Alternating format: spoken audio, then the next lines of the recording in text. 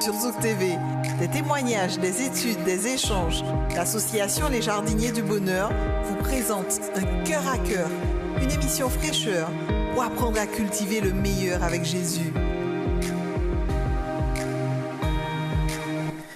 Bonjour, bonsoir et bienvenue, quel que soit l'endroit où vous vous trouvez.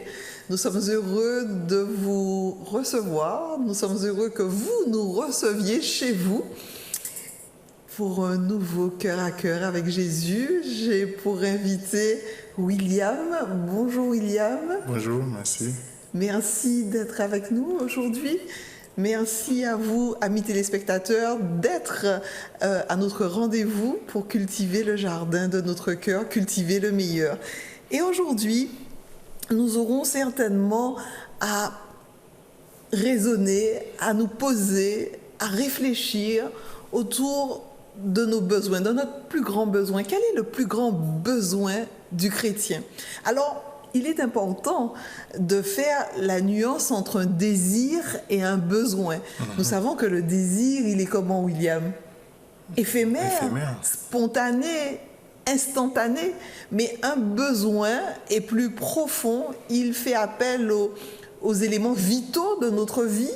C'est ce dont on a besoin. Alors, c'est redondant, mais c'est vrai. C'est ce dont on a besoin, sans quoi on ne pourrait vivre. Un chrétien, de quoi donc a-t-il besoin? On peut aller clairement pour voir que quand Jésus s'était crucifié, enseveli et ressuscité, il ne nous a pas laissé orphelins. Quand il est monté, il a donné une promesse à ses disciples du besoin du chrétien pour qu'il continue la marche chrétienne. Alors c'est vrai qu'effectivement, c'est bien de planter le décor parce que Jésus-Christ est venu, il est mort et il est ressuscité. Certains pourraient penser qu'il se retrouve tout seul. Sans Jésus, où allons-nous? Alors, tu réponds à quoi à cette question? Oui, parce que lui-même, il dit, quand il a vu que ses disciples étaient tristes, lorsqu'il leur disait qu'il faut qu'ils s'en aillent, il a dit, je ne vous laisserai pas seul. Je vous enverrai un autre consolateur. Et c'est ce consolateur-là qui est notre plus grand besoin. Par exemple, dans Luc chapitre 24, que je vais lire avec vous, dans Luc chapitre 24, il nous dit ceci, dans le dernier verset. Luc chapitre 24, oui. D'accord? Je vais lire le verset 48. 48? Oui. D'accord. Vous êtes témoins de ces choses, et voici, j'enverrai sur vous ce que mon Père a promis. Mais vous restez dans la ville jusqu'à ce que vous soyez revêtus de la puissance d'en haut. Luc raconte cette histoire en disant que Jésus dit à ses disciples, restez d'abord là. Vous avez besoin de cette puissance qui est le Saint-Esprit pour pouvoir continuer mon œuvre. Et Jésus répète cette même phrase dans le livre de Actes, chapitre 1er, quand il parle que Jean a baptisé d'eau, mais moi je vous baptise du Saint-Esprit, mais restez d'abord à Jérusalem. Il y a beaucoup de confusion d'ailleurs quant à cette histoire de baptême d'eau, baptême du Saint-Esprit. Parfois on pense que le Saint-Esprit, de ce que j'entends, le Saint-Esprit, effectivement c'est un consolateur que Jésus nous laisse, parce qu'il physiquement il ne peut pas être présent. Le Saint-Esprit, donc son rôle est de pouvoir être partout en même temps, c'est ça? Jésus utilise l'expression « un autre consolateur ». Déjà pour montrer que le Saint-Esprit n'est pas Jésus. D'accord. Ouais, le mot grec parle d'une autre... Quand il dit un autre, si par exemple, je viens chez vous, je suis un plombier, je viens arranger la plomberie, et puis je vous dis, bon, je vais vous envoyer un autre plombier qui va venir terminer le travail. Est-ce que vous pensez que demain, le lendemain, vous ouvrez votre porte à 9h du matin, vous voyez une boîte devant vous? Est-ce que vous serez confus? Vous attendez à une personne. Absolument. Seule une personne peut remplacer une personne. Ok. Donc le Saint-Esprit, dans un premier temps, on peut dire que c'est une personne. Effectivement. D'accord. Mais une personne, ça a des émotions, ça a des sentiments. Effectivement. Et qu'est-ce qui prouve dans la Bible que cet autre consolateur, le Saint-Esprit, a des émotions, ressent des choses? Dans Ephésiens 4, verset 30, par exemple, il dit « N'attristez pas le Saint-Esprit ». Vous n'allez jamais voir votre GPS s'attrister quand vous allez tourner à gauche. Vous allez dire « Non, tu m'as brisé le cœur. » Non. Vous voyez, il y a plusieurs versets qui montrent que le Saint-Esprit est une personne qui distribue le don selon sa volonté. Donc, une pauvre personne, c'est quelqu'un qui a une volonté propre. Donc, on va pas, peut-être, c'est pas encore le temps d'aller sur vraiment le sujet en profondeur du Saint-Esprit, mais comme Jésus qui l'a promis comme don, maintenant, comme nous sommes dans cette situation, pourquoi nous avons besoin du Saint-Esprit? C'est ça, parfois, on pense qu'on est laissé orphelin. Il y a beaucoup de gens qui sont dans le découragement. Pourquoi Jésus-Christ a dit qu'on a besoin de ce don? Dans Jean chapitre 14, avant de voir ce que ce don fait dans la vie d'un Alors, chrétien. c'est un don, alors. Le Saint-Esprit, c'est un don. C'est le don que Jésus-Christ a promis. Il nous donne. D'accord. Un consolateur donné, c'est un don. Voilà, que Dieu nous promet parce qu'il ne veut pas nous laisser toutes seules. Okay. Il sait que nous avons besoin, dans notre marche chrétienne, de transformation. Dans Jean 14, par exemple, le verset 15, à partir du verset 15, il dit « Si vous m'aimez, gardez mes commandements. Et moi, je prierai le Père, il vous enverra un autre consolateur afin qu'il demeure éternellement avec vous. L'esprit de vérité que le monde ne peut recevoir. » Donc, les gens qui vivent d'une manière mondaine ne peuvent jamais le recevoir. Parce qu'ils ne le voient point et ne le connaissent point, mais vous le connaissez. Jésus qui s'adresse à ses disciples. Mais remarque bien ce qu'il dit plus tard. Il dit « Car il demeure avec vous, présent, et il sera en vous, futur. » Donc le consolateur change de position ici. Quand Jésus était avec eux, le Saint-Esprit était avec eux. Mais le Saint-Esprit devait changer de position pour venir en eux. D'accord. Pourquoi? Parce que c'est très important. Regardez, le Saint-Esprit était présent avec Judas, avec les disciples. Ils discutaient qui est le plus grand. Mais quand le Saint-Esprit est venu en eux, les mêmes disciples qui ont régné Jésus, qui étaient les premiers à être prêts à mourir pour lui, qu'est-ce qui s'est passé? Pourquoi cette transformation était... Donc le Saint-Esprit, il opère une transformation dans la vie du chrétien. Effectivement. Donc c'est la raison pour laquelle on en a besoin.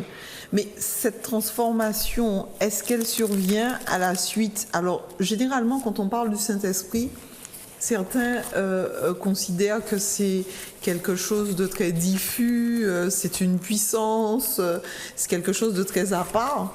Est-ce que on peut créer un cœur à cœur avec le Saint-Esprit et être sous son influence? Quel est son rôle, son fruit? Oui, c'est pas pour rien que Jésus-Christ a promis ici. Je pense que ça devait être une grande attente des chrétiens, parce qu'il y a la confusion sur le Saint-Esprit aujourd'hui avec beaucoup de choses qu'on voit dans le charisme, toutes ces choses qu'on voit, les mouvements, les bruits. Le Saint-Esprit ne ressemble pas à cela. Et c'est pourquoi c'est très important, là, ce que vous avez mentionné, de voir quel est le fruit de l'Esprit dans la vie d'un chrétien. Je vais vous attirer votre attention dans le livre de Galates. Parce que dans Galates, Paul essaie de montrer deux types de chrétiens, le chrétien charnel et le chrétien spirituel. Il y a des chrétiens charnels? Oui. Et Paul nous dit, par exemple, dans le verset 16... Donc, on dit Galates chapitre 5. Galates 5. À partir du verset 5. D'accord. Il dit, je dis donc, marchez selon l'esprit et vous n'accomplirez pas les œuvres de la chair. Vous voyez déjà ça? Car la chair a des désirs contraires à ceux de l'esprit et l'esprit en a contraire à ceux de la chair. Ils sont opposés entre eux, afin que vous n'effaciez point ce que vous voudrez. Si vous êtes conduit par l'esprit, vous n'êtes point sous la loi.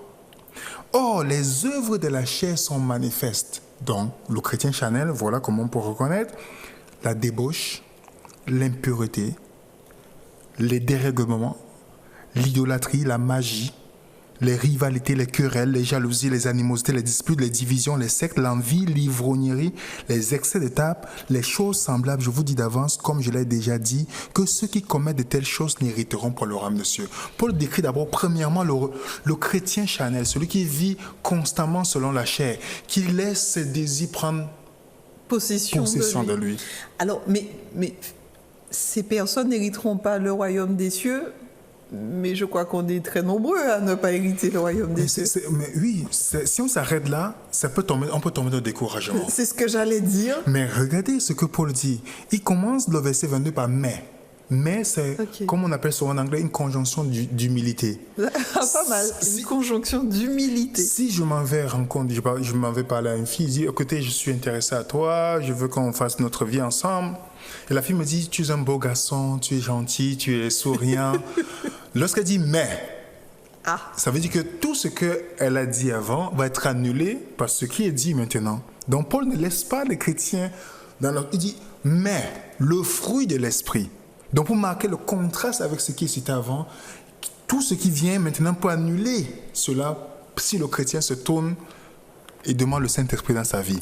Mais le fruit, pas les fruits. Le fruit. Le fruit, parce qu'il n'y a qu'un seul fruit ici.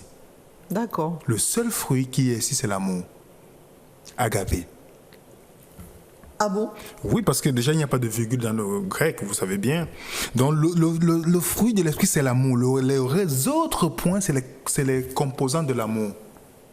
D'accord. Je prends un exemple c'est un fruit avec plusieurs tranches. Voilà. Comme une orange. Effectivement. D'accord. Regardez ce qu'il dit. La joie, par exemple, c'est l'amour qui s'extériorise. Ok, la joie, l'amour qui s'extériorise. Quand vous êtes dans la joie, vous comprenez? La paix, c'est l'amour dans le repos. Est-ce que vous voyez ça? Après, on a la patience, qui est l'amour dans l'épreuve. Puisque je suis dans l'épreuve, comme j'aime, je reste patient. C'est là où vient le mot long suffering. La bonté, c'est l'amour dans l'action. On ne peut pas aimer sans donner. Bien qu'on peut donner sans aimer, mais on ne peut pas aimer sans donner. Donc il y a l'action quand même qui vient. Alors avant la bonté, il y avait quoi? Avant la bonté, il y a la patience. La patience, d'accord. Qui est l'amour dans l'épreuve. D'accord. Et la bonté? C'est l'amour dans l'action. Ok. La bienveillance, c'est l'amour qui s'exerce quand on est bienveillant. La fidélité, c'est l'amour dans la lutte. Je lutte, mais je reste fidèle. Et la douceur, c'est l'amour qui déborde. C'est merveilleux. Et lorsqu'on aime, quand l'amour remplit, et puis on est doux, et pour terminer l'amour, on a la maîtrise de soi, qu'on dit la discipline, qui est l'amour discipliné. Donc ceux qui ont le fruit de l'esprit ne vont jamais s'étaler comme les gens que vous voyez dans des églises, ils tournent au sol. Le dernier fruit de l'esprit, c'est la tempérance. Donc quand quelqu'un a reçu le Saint-Esprit, quand le fruit de l'esprit se manifeste dans la vie de quelqu'un, la personne est calme, disciplinée. C'est extraordinaire. Et il dit bien, la loi n'est pas contre ces choses-là. C'est la conclusion de Paul. Donc on a deux types de chrétiens. Chrétien charnel, chrétien spirituel. Alors quand on est un chrétien charnel, quand on n'est pas dans le déni et qu'on se dit effectivement des fois je suis impatiente, des fois je peux être intolérante, etc.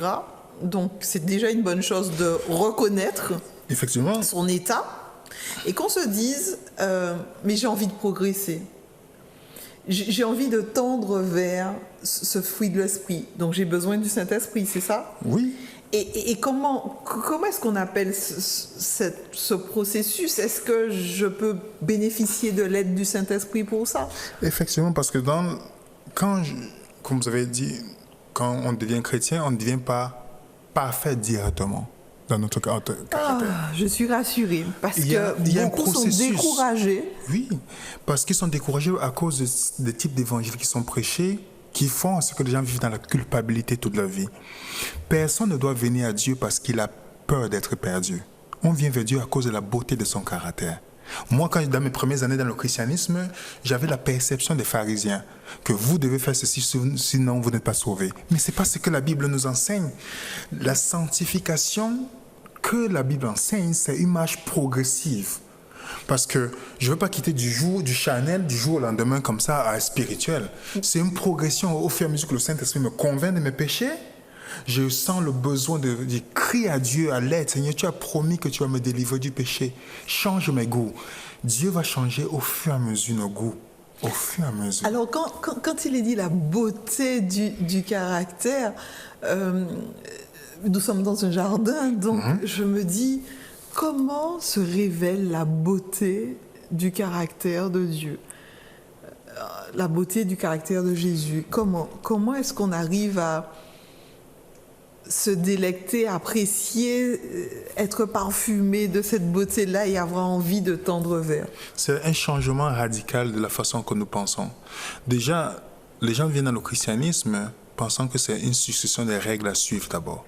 Pas de règles à suivre. Non, c'est qu'il y a l'enseignement. Il y a toujours des règles. Oui, mais ce n'est pas ça. C'est pas que je me suis levé le matin. C'est pas ça le déclencheur. Voilà. C'est pas la motivation première. Jésus dit d'abord, si vous m'aimez, Il ne dit pas gardez mes commandements pour voir si vous m'aimez. Vous comprenez? Si vous m'aimez. Si vous m'aimez. Donc l'amour entraîne l'obéissance. Parce que quand vous tombez amoureux, même les choses qui sont difficiles deviennent des choses aimantes. Quand vous tombez en amour. Je vois que vous êtes amoureux.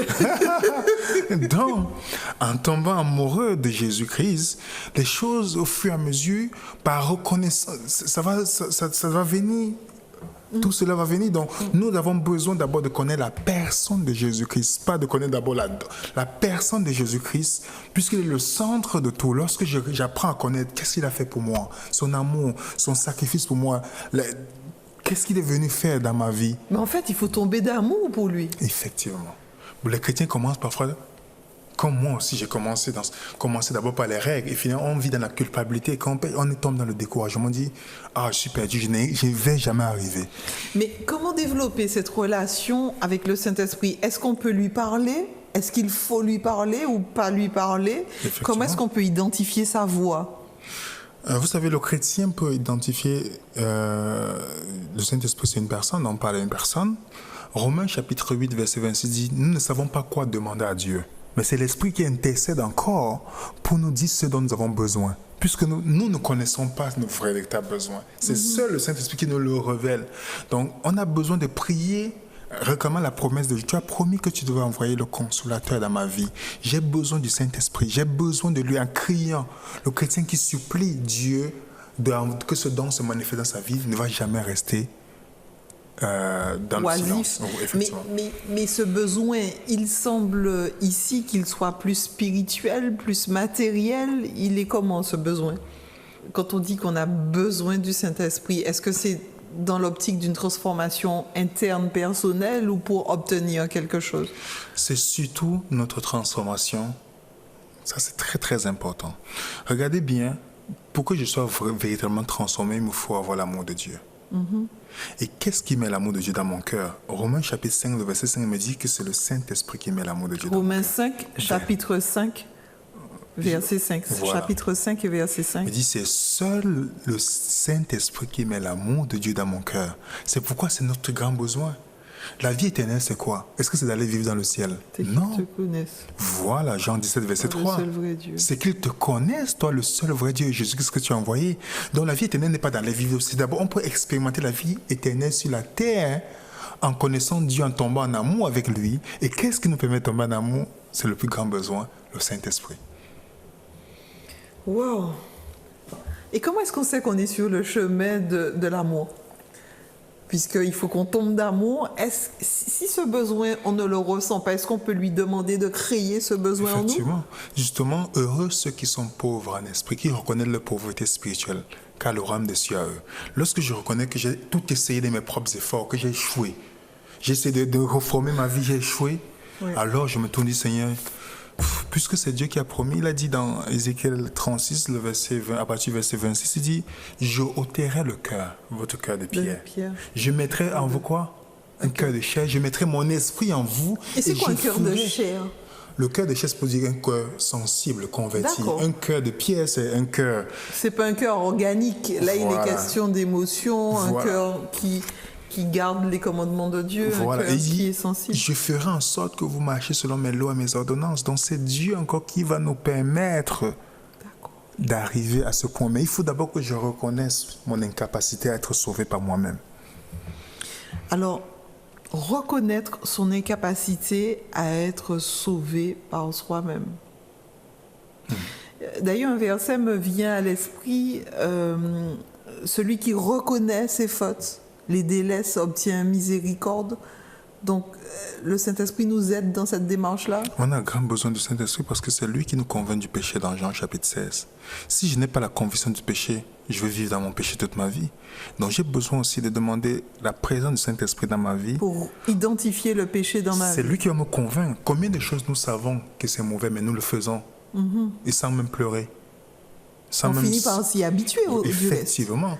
Et parfois, on arrive dans ce qu'on appelle la dissonance cognitive, qui est la maladie du chrétien. Absolument. Où, maintenant, comme mon expérience est plus forte que mes croyances, qu'est-ce que je fais? Je change mes croyances parce que je ne veux pas changer, vous comprenez, mes expériences. Qu'est-ce que le Saint-Esprit fait? C'est de venir me convaincre Au point d'arriver, dit waouh, ce que je faisais, c'est vraiment nul. Comment je peux faire ces choses-là? Ce n'est que le Saint-Esprit qui produit ça dans notre vie. Aucune personne, aucun moraliste ne pourra vous dire changez, vous allez changer. Il n'y a que l'action du Saint-Esprit dans notre vie qui nous convainc, et c'est là où nous prenons conscience, et comme le changement vient qu'après prise de conscience, et on soumet notre cœur à Dieu, et c'est comme ça que le Saint-Esprit nous transforme et nous donne le dégoût sur ces choses que nous aimons avant. Extraordinaire.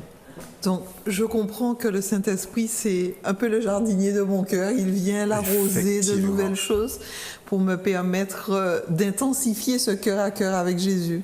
Effectivement. J'aime beaucoup la maîtrise de soi, c'est l'amour discipliné.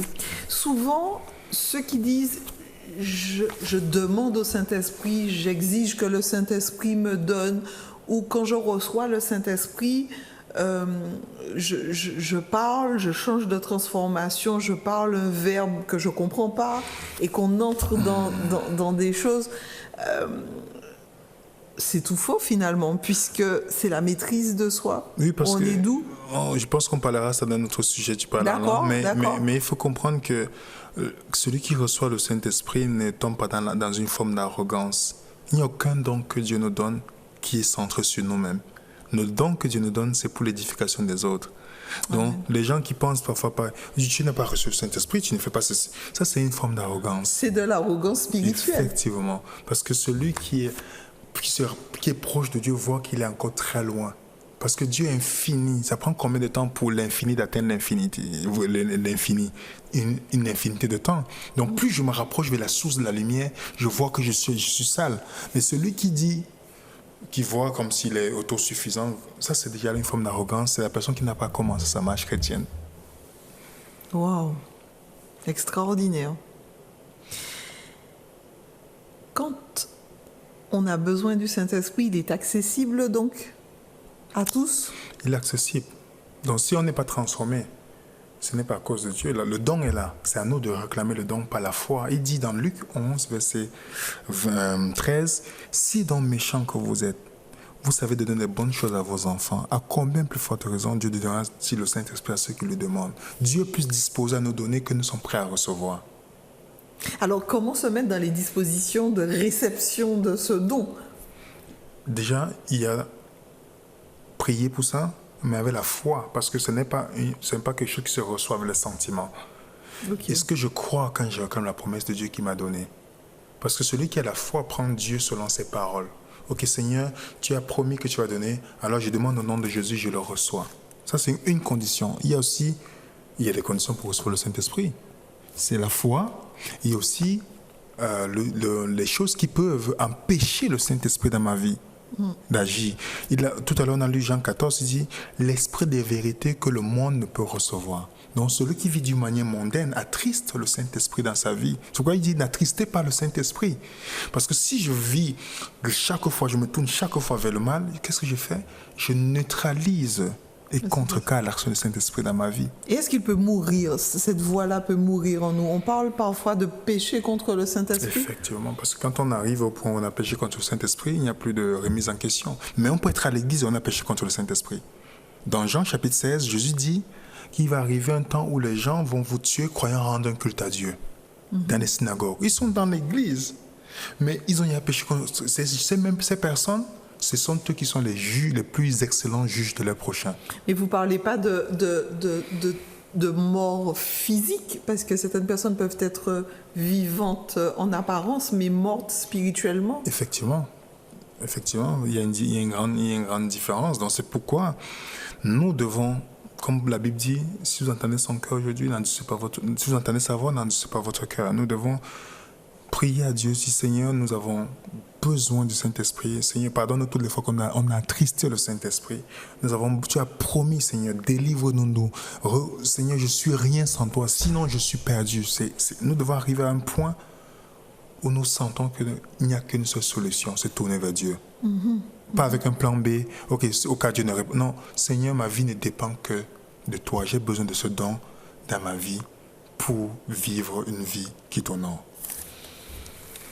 Est-ce que on peut prier alors pour demander? Je pense que nos amis jardiniers et téléspectateurs ont, comme moi, besoin de prier davantage, besoin de réclamer le don du Saint-Esprit, parce on peut le réclamer. Dieu nous invite à le faire afin qu'on puisse identifier si on est sur une mauvaise voie, pour qu'on soit conduit sur une bonne voie et ne pas tomber dans le découragement, parce qu'au final, si je comprends tout ce qu'on vient de voir, cette sanctification, donc cette marche de tous les jours, une marche constante, persévérante, pour qu'il puisse transformer notre vie. Effectivement. Je pense que beaucoup, si vous voulez également prier avec nous, nous vous invitons juste à incliner la tête, à faire silence dans votre cœur. Et William nous conduira auprès de notre Seigneur. Notre Père, nous te remercions pour ce moment de partage, Seigneur. Nous te bénissons pour ce merveilleux don que tu nous as promis, Père. Nous avons besoin de la puissance du Saint-Esprit dans notre vie. Alors, Père, toutes les fois qu'on t'a attristé par nos mauvaises actions, je te prie de nous pardonner dans le sang de Jésus-Christ et accomplis ta promesse dans notre vie maintenant, Père. La réception du Saint-Esprit qui va nous transformer et nous permettre d'avoir ce merveilleux fruit qui est l'amour agapé dans notre cœur. Que ton nom soit glorifié. Bénis chaque personne qui nous écoute. Et merci encore pour tout. Au nom de Jésus, nous t'avons prié. Amen. Amen. Le fruit, je le souhaite pour chacun, parce que nous, quand nous cultivons, nous voulons récolter. Alors, la joie qui s'extériorise, la paix dans le repos. Je prends de bonnes notes. La patience dans l'épreuve, la bonté dans l'amour, la bienveillance, c'est l'amour qui s'exerce, la fidélité, l'amour dans la lutte, la douceur, l'amour qui déborde, et la maîtrise de soi, l'amour discipliné.